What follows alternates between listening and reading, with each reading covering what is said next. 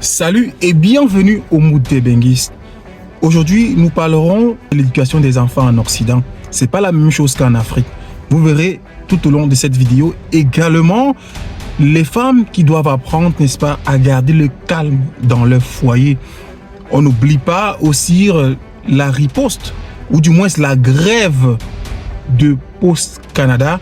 Durant un certain moment, quand on rentre, on regarde dans nos boîtes si on n'a pas des enveloppes de courriel ou quoi que ce soit. C'est justement parce que Post Canada est en grève. Et certainement, il y a d'autres astuces pour pouvoir pallier à ce problème pour ceux qui veulent envoyer des documents. Vous verrez tout à l'heure, n'oubliez pas les nouveaux arrivants qui sont de plus en plus nombreux dans des banques alimentaires parce qu'ils cherchent comment s'alimenter à de moindres coûts. Donc, ça devient de plus en plus récurrent et ces banques alimentaires sont presque fatiguées. Donc, vous aurez tous les éléments, n'est-ce pas, dans quelques instants. À tout de suite pour le développement.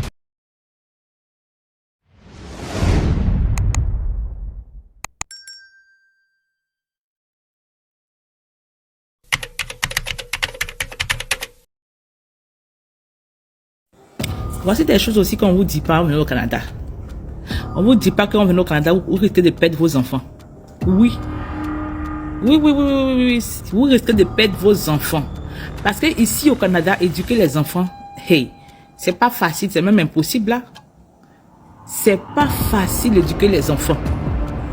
Parce que déjà que le gouvernement ou bien la DPJ a le nez dans l'éducation de vos enfants, excusez. C'est un vrai casse-tête. Oui, on ne vous a pas dit, hein, quand on immigre au Canada pour le bien de vos enfants, comme vous le dites tout le temps là. Ah, moi je suis venu au Canada à cause de mes enfants, pour que mes enfants ci, mes enfants ça.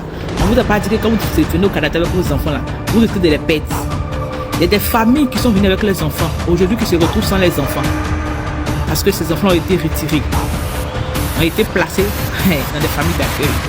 Il y a des familles qui sont venues les enfants, qui finalement ont perdu leurs enfants parce que l'enfant a eu de la mauvaise compagnie. Il a commencé à toucher aux substances. Parce que oui, au Canada ici là, ouais, la drogue est légalisée. Fait que c'est notre devoir comme parents de savoir avec qui tes enfants marchent. On n'a pas toujours le temps aussi de regarder tout ça. Fait que oui, il va arriver que tes enfants aient des mauvaises compagnies qui commencent à prendre des choses illicites. Puis là, tu perds ton enfant de deux. Vous voyez? Oui, on nous fait miroiter étant à l'extérieur, étant en Afrique et qu'on sort que venir au Canada, c'est une aubaine. Venir au Canada, c'est pas vraiment une aubaine. Venir au Canada, c'est comme on dit, on essaie de chercher un avenir meilleur, c'est tout. Mais en aucun cas, venir au Canada nous apporte vraiment la satisfaction à 100% de ce que on avait pensé avoir dans ce pays-là. Quand tu mets tes pieds, tu comprends que c'est difficile. Figurez-vous qu'il y a des parents qui parce que leurs enfants avaient beaucoup d'émotions à l'école, que les enseignantes ont eu à appeler la DPJ ou la police contre ces parents-là. Figurez-vous que c'est un enfant de 4 ans, 5 ans, 6 ans, jusqu'à avant 14 ans. Est questionné comme un prisonnier par les policiers, par la DPJ. Pour savoir si les parents le maltraitent, ou si les parents ne s'occupent pas bien de lui. Hey. Figurez-vous qu'il y a des parents à qui ils ont enlevé leurs enfants parce que l'enfant est allé à l'école ce jour-là, qu'on n'a pas vu peut-être que l'enfant avec peut-être un pantalon qui était déchiré, ou bien que l'enfant, sa boîte à linge. Mettons, il y a des enfants que eux, ils aiment juste manger les mêmes plats, ou bien l'enfant ne mange pas beaucoup. Ça dit, oh, l'enfant ne mange pas beaucoup, donc je mets telle chose dans sa boîte à linge, il va partir. Négligence. Et là, tu t'en rends pas compte, tu es assis chez toi comme ça tranquillement, et puis un bon matin, là, il y a la DPJ qui t'appelle pour dire oh, que ils ont fait comme ils ont fait comme comment on appelle ça en tout cas ils ont appelé pour se plaindre de vous comme parents concernant tel enfant. Et là vous tombez des nudes parce que vous avez travaillé tellement à ce que vos enfants puissent tous avoir. que vous êtes tellement bluffé du fait qu'on vous dise que vous maltraitez bien, vous prenez mal vos enfants. Et puis comprenez que c'est déjà votre peau, votre couleur de peau déjà votre couleur de peau vous incrimine. Oui, il y a beaucoup de parents africains qui ont perdu les enfants juste parce que des enseignants ont dit que l'enfant qui vient, il pleure beaucoup, l'enfant qui vient, il mange pas bien, l'enfant qui fait ci, il fait ça, juste parce que ta couleur de peau est différente. Oui, oui. Il peut arriver quand on est ton enfant. Et ces gens-là, quand tu leur dis non que c'est pas vrai que c'est que l'enfant est comme ci, l'enfant est comme ça, ça arrive qu'il se comporte comme ça, mais c'est pas pour autant qu'on le maltraite, ils disent que tu mens. Oui, ils vont te dire que tu mens. Ils vont te dire que tu mens pour en tant que parent qui a mis ton enfant au monde, qui éduque ton enfant, qui prend soin de ton enfant, dit que tu mens.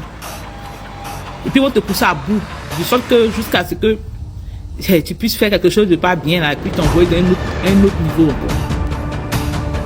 Oui, il y a des choses qu'on ne nous dit pas quand on émigre. Et dans le pays là, tu peux éduquer ton enfant tranquillement, ton enfant dans la prière, l'enfant va prendre avec ton éducation, l'enfant va aller à l'école tranquillement, l'enfant va pouvoir se réaliser tranquillement, avancer. Toi, le parent, tu seras libre dans la tête, tranquille. Mais ici, là, dès que tu mets tes pieds, dis-toi que ton enfant ne t'appartient plus, il appartient au gouvernement. Oui, oui. Ton enfant ne t'appartient plus, il appartient au gouvernement parce que l'enfant est capable de te dire que oh maman laisse-moi tranquille, je vais appeler le 911. Ah maman, ne m'achialez pas, je suis fatigué, moi là, je vais appeler le 911. Ils sont capables d'appeler la police contre toi, pour tout et pour rien. Ils ont des droits. Quand l'enfant va à l'école là, déjà on lui montre ça au bas âge à l'école qu'il a des droits. On lui montre le numéro de choses de la police, le 911, qui peut appeler à chaque fois qu'il a un problème. Et puis il y a des enfants pour s'amuser qui appellent le 911 parce qu'on les a montré ça et puis ils mettent les parents dans la merde. Parce qu'une fois que ton enfant appelle le 911 une fois, deux fois, on se dit qu'il y a un cas de violence ou quelque chose qui arrive. Il y a des choses qu'on ne nous dit pas. Que là, moi en tout cas, je vais vous dire, je vais vous énumérer pas à pas. Pour que vous vous rendiez compte de la réalité dans ce que vous voulez, dans ce que vous voulez venir là. Moi, dans ce que vous venez d'arriver là, il faut que vous sachiez de quoi il s'agit. C'est pas aussi rose, hein. C'est pas aussi beau.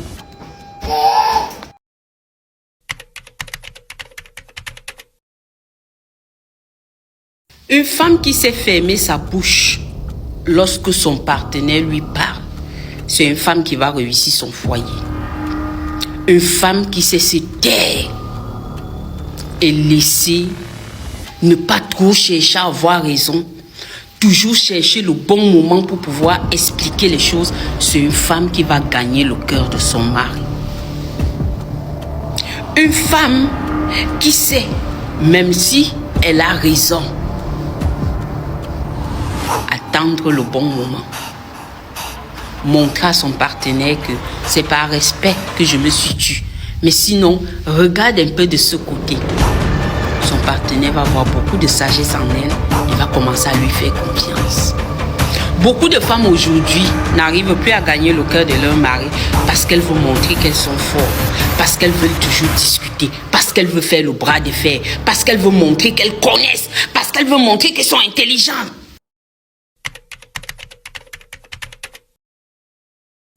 Allô, Poste Canada, ça va? Est-ce que vous pouvez reprendre le service, s'il vous plaît? Poste Canada, est-ce que vous pouvez reprendre le service? Ah! Ça fait 2 semaines, j'attends mon document. Bon, s'il n'y a pas mon document, je peux rien faire. Poste Canada. Ah! Et puis vous faites ça en fin d'année. Les habits de fête.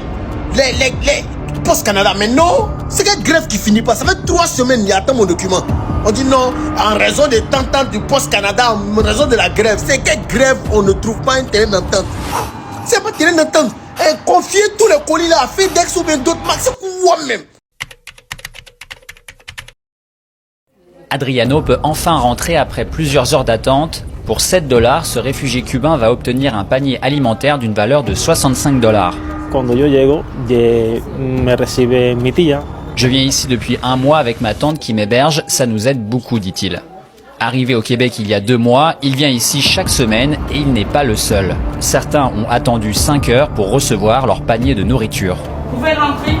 Cette année, l'organisme Racines Croisées observe une hausse sans précédent du nombre de nouveaux arrivants qui cherchent à se nourrir. Depuis le Covid, par exemple, on est passé de 80 paniers par semaine et aujourd'hui on parle de 600. On n'a plus de contrôle, si on veut dire des mots, des vrais mots, on n'a plus de contrôle.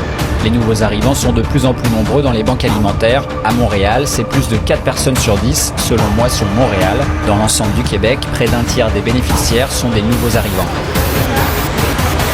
En plus de la hausse du coût de la vie, une autre raison explique ces chiffres. 60% des immigrants s'installent à Montréal où les emplois peuvent manquer pour eux. On a encore un rythme de croissance de la population qui est beaucoup alimentée par des immigrants, notamment l'immigration temporaire, mais la croissance de l'emploi ne suit pas. L'organisme Moisson Montréal adapte son offre en fonction des goûts de ses nouveaux arrivants. Alors, les nouveaux arrivants consomment davantage de légumineuses sèches plutôt qu'en boîte de conserve. Question de culture.